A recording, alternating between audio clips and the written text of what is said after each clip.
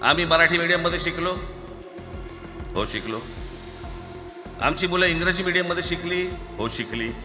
मग याच्यावरती तुम्ही प्रश्न काय उपस्थित केला, ह्यांना मराठीचा पुळका कसा, हे इंग्रजी मीडियममध्ये टाकतात. बरं, सन्माननीय माननीय बाळासाहेब ठाकरे आणि माझे वडील श्रीकांत ठाकरे हे इंग्रजी मीडियममध्ये शिकलेले आहेत.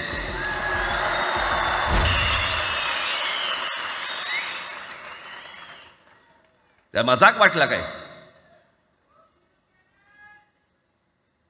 आम्ही शांत आहोत याचा अर्थ गांडू नाही आहोत.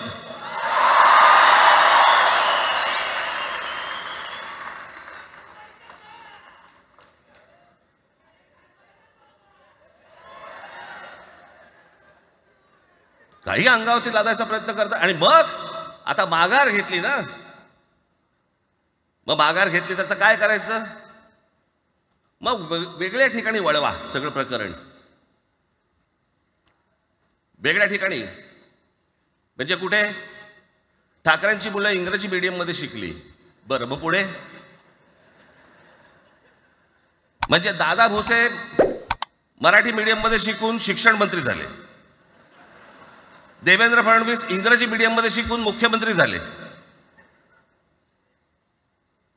कुठे काय शिकले याचा काय संबंध?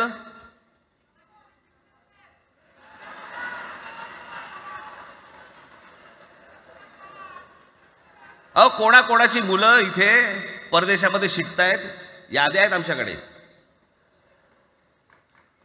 त्याचं काय करणार आहात तुम्ही? आणि त्याच्यातल्या त्याच्यात मंत्रिमंडळातल्या एक एक मंत्र्याचं हिंदी आहे का? फेफरं येईल, फेफरं.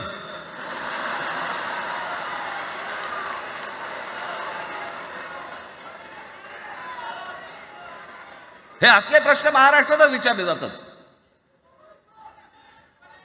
आता मी तुम्हाला अजून एक गोष्ट सांगतो.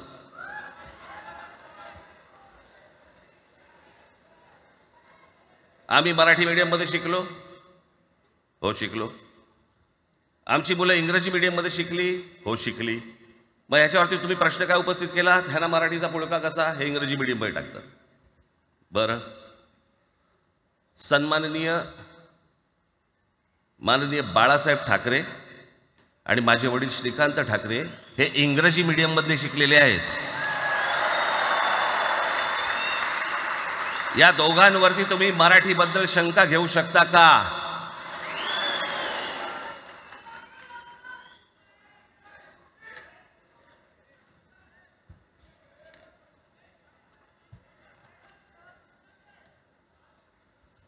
लालकृष्ण अडवाणी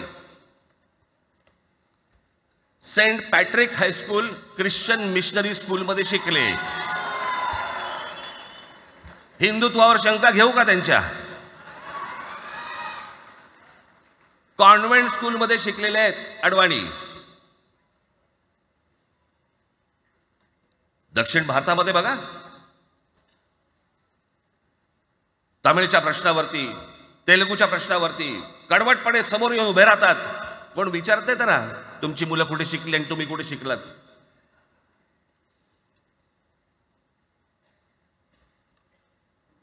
उद्या मी हिब्रू भाषेत शिकीन आणि मराठीपणाचा कडवट अभिमान बाळगीन, काय प्रॉब्लेम आहे?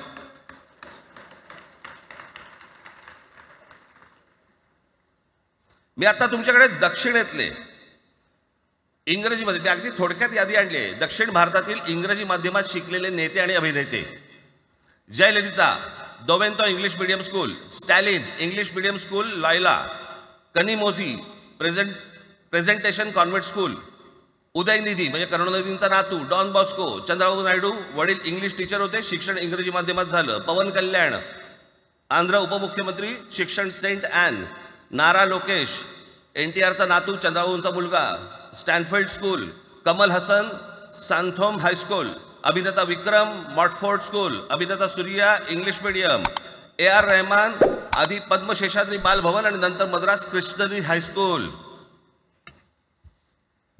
परवा दिवशीचा एक प्रसंग सांगतो. एका व्यासपीठावरती तामिळनाडूमध्ये AR रहमान व्यासपीठावरती उभे होते, काहीतरी कार्यक्रम होता, त्या बाई तमिळमध्ये बोलत होत्या. अचानक ती बाई हिंदीत बोलायला लागली. त्याच्यावरती रहमानने तिच्याकडे असं बघितलं, बोलला हिंदी, आणि व्यासपीठावरनं खाली उतरला.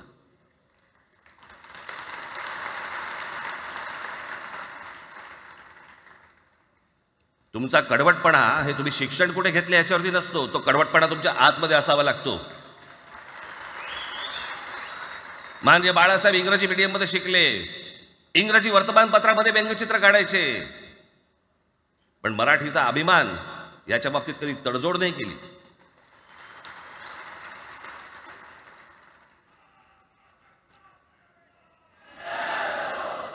म्हणे एक भाषा म्हणे सगळ्यांनाच बांधून ठेवते. कुठची एक भाषा?